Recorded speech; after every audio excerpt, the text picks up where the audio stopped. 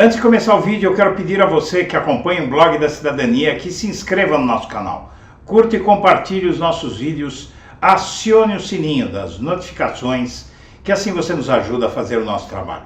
E vamos ao vídeo.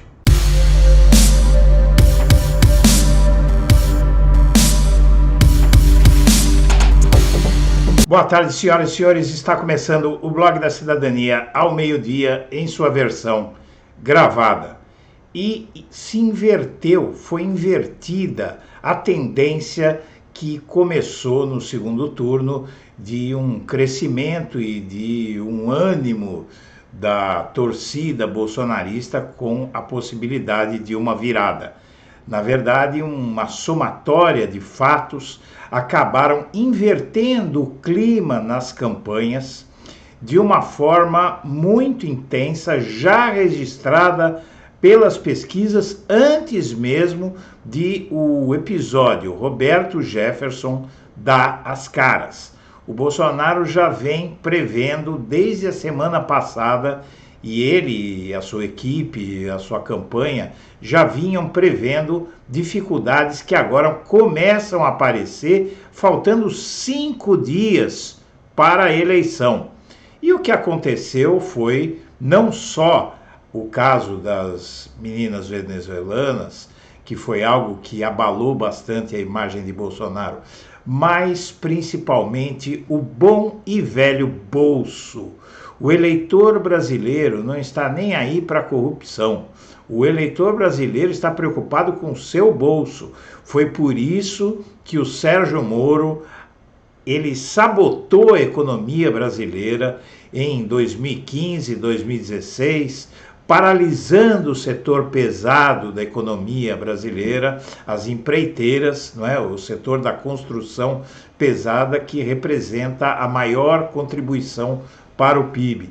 Então o Sérgio Moro ele foi justamente em um foco que poderia debilitar a economia naquele ano, com vistas a predispor a população contra Dilma Rousseff. E agora é a mesma economia que vai derrotar o Bolsonaro. Enquanto o Lula ficou, a campanha do Lula ficou na pauta dos costumes e tal, o Bolsonaro estava dando de goleada, porque na verdade a área dele, a praia dele é essa, não é? O seu eleitorado é movido muito por essa obsessão por pautas moralistas, questão de aborto, homossexualidade, não é? Aquela questão de gênero, tudo isso afeta demais, porque o eleitorado do Bolsonaro é praticamente 99% fanático religioso. Alas do movimento evangélico no Brasil que são muito mais radicais e muito mais fundamentalistas e que infelizmente são maioria, ainda que haja uma minoria lúcida, uma minoria dos evangélicos que não é tão minoria assim, mas é significativamente menor, que é lúcida, é composta de gente decente, inclusive de gente que não usa a política no seu dia a dia, não faz religião, não prega o evangélico usando a política como desculpa, não é? Ou não usa a política como desculpa na hora de citar o evangelho. Seja como for, o que está acontecendo hoje, neste momento, é a inversão clara, evidente do clima, a um ponto em que Bolsonaro começa a se vitimizar e a partir para o chororô ao se dar conta de que a campanha do Lula está avançando com muita força e que o espaço para um golpe militar se reduz muito no Brasil. Então tudo depende da derrota que o Bolsonaro vai sofrer. Mas dados já mostram que a campanha do Lula reagiu. A pesquisa que mais acertou no primeiro turno, que foi a pesquisa Atlas Intel, agora ela mostra crescimento do Lula numa margem de erro estreita. Esse instituto deve ter a menor margem de erro entre todos. Foi, inclusive, o instituto que mais acertou no primeiro turno. Fez uma pesquisa divulgada ontem com 4.500 entrevistas, uma base amostral muito grande, e essa pesquisa mostrou que o Lula cresceu 1,2 ponto percentual da pesquisa anterior para essa. Mas mais do que isso, o mais importante é que inverteu-se, por exemplo, entre os eleitores de Ciro Gomes, a tendência de apoiar mais o Bolsonaro. Agora, o eleitor de Ciro Gomes no primeiro turno está apoiando mais ao Lula, e o eleitorado de Simone Tebet é praticamente todinho Lula agora no segundo turno, e isso se deve também ao fato de que a Simone Tebet tem se engajado fortemente na campanha do Lula, tem se empenhado, enquanto que esse efeito no PDT, nos eleitores do PDT e do Ciro Gomes, ele se deve muito mais à tomada de consciência desse eleitorado, vendo os absurdos, e, sobretudo, o que influiu muito nessa virada, nesse movimento de fortalecimento da campanha do ex-presidente Lula, é justamente a questão da economia, porque o Paulo Guedes ele está incontrolável, sabotando a candidatura do Bolsonaro. Na verdade, a impressão que se tem é que o Paulo Guedes é um agente duplo ali, porque as declarações que ele tem dado são estarrecedoras. Numa reta final da campanha eleitoral, ele propõe desindexar o aumento do salário mínimo, a correção anual do salário mínimo e das aposentadorias, que já estão perdendo fortemente para a inflação, com o teto de gastos, não é? Que limita só repassar, tanto para as aposentadorias quanto para o salário mínimo, a inflação, sendo que a inflação oficial é muito menor do que o custo de vida das pessoas, né? A inflação do Brasil chega, por exemplo, a 10% devido ao surto de inflação bolsonarista, mas os aumentos, o sujeito vai comprar arroz e feijão no supermercado, ele vai encontrar preços 50% mais caros, às vezes até o dobro, o triplo do preço, né? Então, já era ruim nessa situação. O Paulo Guedes, ele quer agora indexar o aumento do salário mínimo, por exemplo, pela meta de inflação, ou seja, o governo sempre aplica uma meta, pelo menos o governo Bolsonaro, aplica uma meta de inflação muito inferior à realidade, não é? Então ele prevê, por exemplo, 5% ou 4% de inflação, a inflação bateu em 10%. Na última previsão que fizeram. Então, o que significa é que essa medida que o Paulo Guedes anuncia para o governo Bolsonaro, e que se deve à reposição das bondades eleitorais que ele cometeu este ano, então o ano que vem está cortando tudo: saúde, educação, todo tipo de obra, programas sociais, e ele quer desindexar o salário mínimo da inflação e aplicar um reajuste abaixo da inflação para o salário mínimo, justamente para repor o caixa que o Bolsonaro destruiu, o caixa de 2023, o que fará com que o próximo presidente tenha grandes dificuldades. Seja como for, o fato de Bolsonaro, ou melhor, Paulo Guedes, né, em nome da campanha do Bolsonaro, ter vindo a público dizer isso, ainda por cima, ele ainda diz que vai acabar com o desconto de despesas com saúde e educação do imposto de renda. Ou seja, o Paulo Guedes está incontrolável, está desmontando o Bolsonaro. Mas aí ocorre o episódio do Roberto Jefferson, que não apareceu ainda nas pesquisas e vai aparecer. Esse episódio do Roberto Jefferson deve provocar ainda uma tomada de posição ainda maior e até virar votos. Mas isso vai ficar para as próximas pesquisas. O que acontece? Que diante desse cenário, que já vinha se desenhando na semana passada, o Bolsonaro vai a uma sabatina com o SBT e outros veículos aí, sozinho, porque o Lula não é besta nem nada, e sabatina da Record, do SBT, e nessas sabatinas o Bolsonaro ele começou a mudar o discurso, não é? Vendo que não vai ser fácil ele conseguir o apoio dos militares, que estão também intimidados com a situação que o país vive. Diante disso, o Bolsonaro começa a adotar um novo discurso, um discurso que, se nada de extraordinário acontecer na eleição, ele vai aceitar a derrota e vai sumir do mapa. Ele diz que vai se recolher, na verdade ele diz que vai sumir do mapa. Só que quando ele diz que ele vai sumir do mapa, minha amiga, meu amigo, não é que ele vai ficar trancado dentro de casa, não. Não é? Na verdade, a gente pode prever que o Bolsonaro, esse sumiço do mapa, esse recolhimento que o Bolsonaro está dizendo que vai praticar sendo derrotado, após aceitar a derrota, né, pelo menos nas palavras dele, isso significa que ele vai fugir.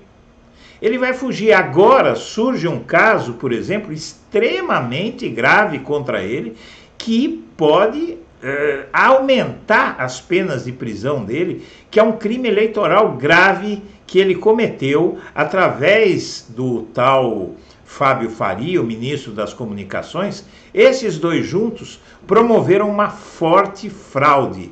E essa fraude, ela reside no fato de que a empresa que fez a tal auditoria nas inserções do Bolsonaro é uma empresa fria, criada em agosto deste ano também, como aquele Instituto Brasmarket.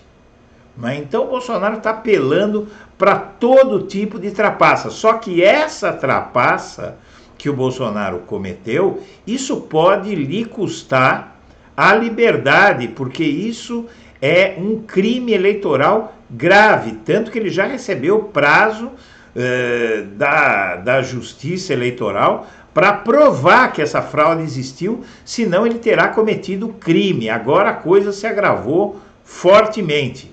Então, minha amiga, meu amigo, eu quero passar aqui para o noticiário para corroborar tudo isso que eu estou dizendo.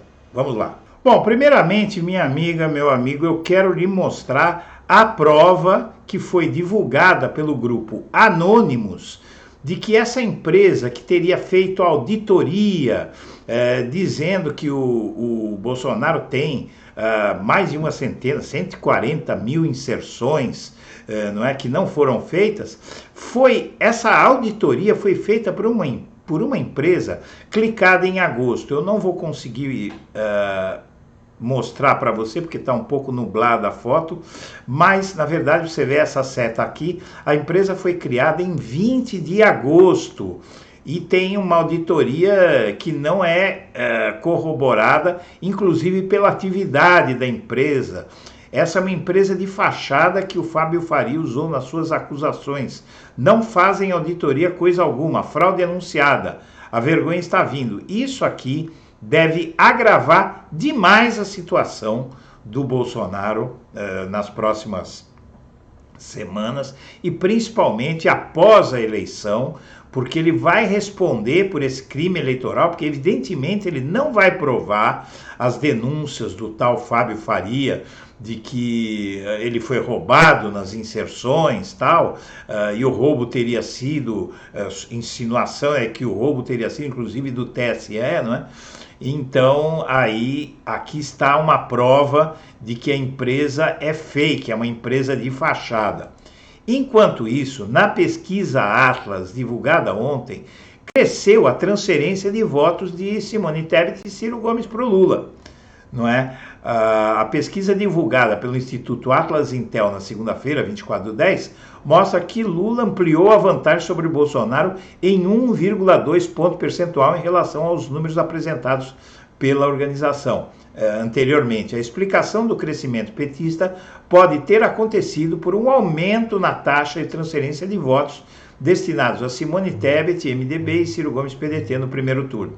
Na pesquisa anterior, com dados coletados até 12 de outubro, 54,2% dos entrevistados que votaram em Tebet no primeiro turno declararam que iriam escolher Lula. No levantamento publicado ontem, essa marca subiu para 69,6%, ou seja, um crescimento exponencial, disparou a votação dos eleitores da Simone Tebet no Lula. Além disso, o percentual de eleitores da Simone Tebet que iam votar no Bolsonaro caiu, foi de 29 para 18, não é que caiu, despencou. Ao mesmo tempo, também houve crescimento do ex-presidente entre os que votaram em Ciro Gomes. Em relação ao último cenário divulgado pelo Atlas, houve uma virada. Antes, 53,9% dos eleitores do Ciro disseram que iam votar no Bolsonaro e só 39% no Lula. Agora, principalmente aí, é o caso do salário mínimo que está impulsionando isso, o Lula aparece reunindo 51%, já a maioria dos votos do Ciro passam a ir para ele, enquanto cai o voto do eleitorado do Ciro no Bolsonaro para 41%. Então caiu de 54% para 41%, despencou. Ao mesmo tempo, há uma inversão de clima entre as campanhas de Lula e Bolsonaro na reta final da eleição. O clima de virada do Bolsonaro esfria na campanha e o quartel-general do Lula ganha ânimo com o caso Roberto Jefferson. Mas, na verdade, como mostra a pesquisa Atlas, há outros motivos para a campanha do Lula se animar. Os quartéis-generais de Lula e Bolsonaro vivenciam uma troca de climas na semana da eleição. Faltam 5 dias para a eleição, gente. O otimismo sobre a virada que permeou a campanha do Bolsonaro em boa parte do segundo turno não persiste na reta final. Já a tensão que seguia entre os petistas deu lugar a entusiasmo. E o PT vai do inferno ao céu em questão de dias com os erros do Bolsonaro. A mudança de humor na campanha do Lula é notável após os últimos erros de Bolsonaro. A polêmica envolvendo a desindexação do salário mínimo e a prisão de Roberto Jefferson, com tiros e granadas disparados contra agentes da PF, deixam os petistas bem mais animados em relação ao segundo turno da eleição. E, na verdade, também na Globo, no jornal Globo, a notícia de que 1 em cada 5 parlamentares eleitos do Centrão para a próxima legislatura se afastou do Bolsonaro e o Centrão vai começar a pular fora do barco dele nos próximos dias. O levantamento do jornal Globo aponta que 162 deputados federais e senadores vitoriosos nas urnas não se posicionaram. Maioria dos isentões do PL, PP e republicanos é do Nordeste. E agora você acredita, esse centrão que só sobrevive à sombra de todos os governos, desde a redemocratização do país, vai ficar na oposição, à míngua, sem ministério, sem cargos? De jeito nenhum. No dia seguinte da eleição, essas igrejas picaretas aí, Malafaia, Edir Macedo, esses pastores, mega pastores picaretas, bem como o Centrão, vão fazer fila para aderir ao Lula, né? Enquanto isso, também os ventos que sopravam a favor de Bolsonaro mudaram a direção. E o fim do mandato para qualquer candidato, o fim do mundo para qualquer candidato é chegar a 5 dias das eleições bem atrás do seu concorrente. E pior, tendo que enfrentar uma agenda de assuntos que lhe são claramente adversos.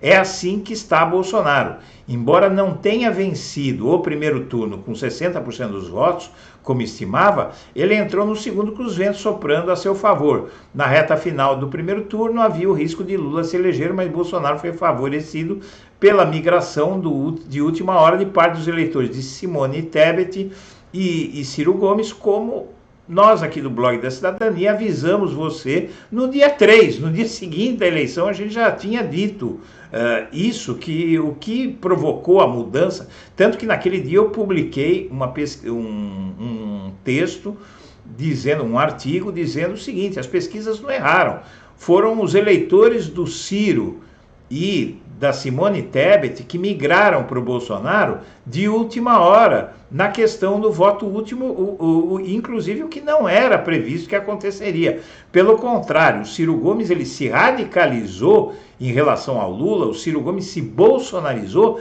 achando que ele ia tirar eleitores do Bolsonaro. E o que ele fez foi fazer com que os seus eleitores decidissem ir para o Bolsonaro, porque já que é para imitar o Bolsonaro, eu vou no original, né? Foi o que aconteceu. Mas a grande informação é essa: Bolsonaro diz que aceitará a eventual derrota se nada de anormal acontecer. Ele falou ao vivo a um pool de veículos de comunicação. O Bolsonaro, candidato à reeleição, afirmou nesta sexta-feira que aceitará uma possível derrota no segundo turno em 30 de outubro, se nada de anormal acontecer durante o processo de votação. Abre aspas.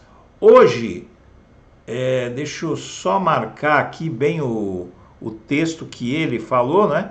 Ele diz: hoje todos dizem que a minha aceitação é muito maior que a do outro lado, mas vamos deixar as urnas. Vamos deixar essa questão com a Comissão de Transparência das Eleições. Isso é melhor, né? Porque a Comissão de Transparência não tem só os militares. E ele diz assim: em a Comissão de Transparência, onde se integram as Forças Armadas, nada de anormal, se nada de anormal acontecer, não tem por que duvidar dos resultados das eleições, acrescentou Bolsonaro, que antigamente dizia que ele não aceitaria outro resultado além da sua derrota. A entrevista da qual Bolsonaro participou na sexta-feira foi realizada pela CNN, SBT, Estadão Eldorado, Veja, Terra e Nova Brasil FM, todos os veículos bolsonaristas, não é? E o Lula não era trouxa de se meter nessa. Seja como for, o Bolsonaro pode responder por crime eleitoral caso ele não prove a denúncia daquele instituto fake que eu disse para você. Não é? A acusação foi feita por Fábio Faria, ministro das Comunicações, e coletiva de imprensa no Palácio da Alvorada, cuja convocação seria para acompanhar a exposição de um fato grave. O ministro Fábio Faria das Comunicações acusou ontem que a campanha do Bolsonaro está sendo prejudicada com uma quantidade menor de inserções de rádio. Segundo ele, seriam 154 mil inserções a menos que a do candidato Lula nas últimas 2 semanas. Faria anunciou que estava remetendo a documentação reunida ao TSE para cobrar o restabelecimento da isonomia entre os candidatos. Porém, depois da apresentação dos supostos dados levantados por uma auditoria particular, essa que eu mostrei agora há pouco, contratada pelo comitê de Bolsonaro, o presidente do TSE, ministro Alexandre de Moraes, deu prazo de 24 horas para que sejam apresentadas as provas que comprovem os números apresentados por Faria. Caso as acusações não sejam comprovadas, a coligação do Bolsonaro poderá ser enquadrada em crime eleitoral. Os fatos narrados na petição inicial não foram acompanhados de qualquer prova ou documento sério, limitando-se o representante a juntar um suposto e apócrifo relatório de veiculações em rádio, que teria sido gerado pela empresa Audiência Brasil Tecnologia, aponta o ministro. Na verdade, é isso aqui. Essa é uma empresa de fachada que o Fábio Faria usou nas suas falsas acusações e que foi criada agora, no mês de agosto, exatamente quando começaram as eleições oficiais no Brasil, não é? Então, minha amiga, meu amigo, aí não tem mais nada que o Bolsonaro possa fazer. Na verdade, o que a gente tem que entender é o seguinte: o que resta a ele é fugir. Minha amiga, meu amigo, eu agradeço a atenção e deixo meu melhor abraço para todo mundo.